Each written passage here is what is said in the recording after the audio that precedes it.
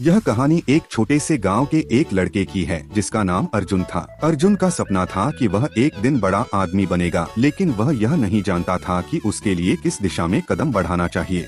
गांव में बहुत से लोग थे जो उसे समझाते थे कि उसे किस दिशा में काम करना चाहिए, लेकिन अर्जुन को हमेशा लगता था कि उसे कुछ और ही करना चाहिए।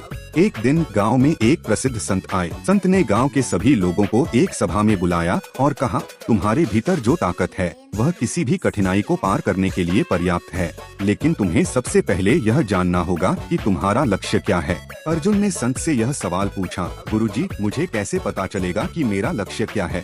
मैं कई चीजों में रुचि रखता हूँ, लेकिन किसे चुनूं? संत मुस्कुराए और बोले, देखो अर्जुन, एक आदमी को लक्ष्य तब तक नहीं मिल सकता जब तक वह खुद को समझने की कोशिश नहीं करता। जैसे एक नाविक को समुद्र में रास्ता तभी मिलता है जब वह अपने कंपास को सही दिशा में सेट करता है, वैसे ही तुम्हें भी अपने जीवन का कंपास सेट करना होगा। अर्जुन सोचने लगा। अगले कुछ दिनों तक वह अकेले बैठकर अपने बारे में सोचता रहा। उसे यह समझ में आया कि उसका दिल विज्ञान और गणित में लगता था, लेकिन वह हमेशा डरता था कि यह रास्ता बहुत कठिन होगा। फिर भी उसने निर्णय लिया कि वह अपने सपने को पूरा करेगा। अर्जुन ने अपनी पढ़ाई पर पूरी तरह से ध्यान केंद्रित करना शुरू कर दिया। उसने खुद को यह समझाया कि सफलता रातों रात नहीं मिलती, बल्कि इसके लिए लगातार मेहनत और समर्पण की जरूरत होती है।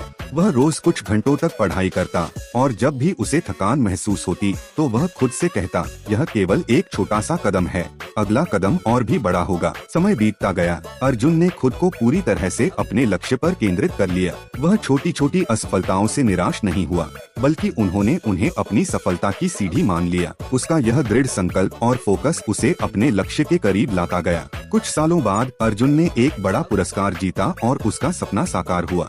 उसने खुद को साबित किया कि जब तक आप अपने लक्ष्य पर फोकस करते हैं और उस पर काम करते हैं, तब तक कोई भी शक्ति आपको रोक नहीं सकती। संत की एक और बात अर्जुन के मन में गूंज रही थी, तुम्हारा लक्ष्य तुम्हारी पहचान है, और यदि तुम उस पर पूरी तरह से फोकस करते हो तो तुम्हारे सामने कोई भी चुनौती नहीं टिक सकती।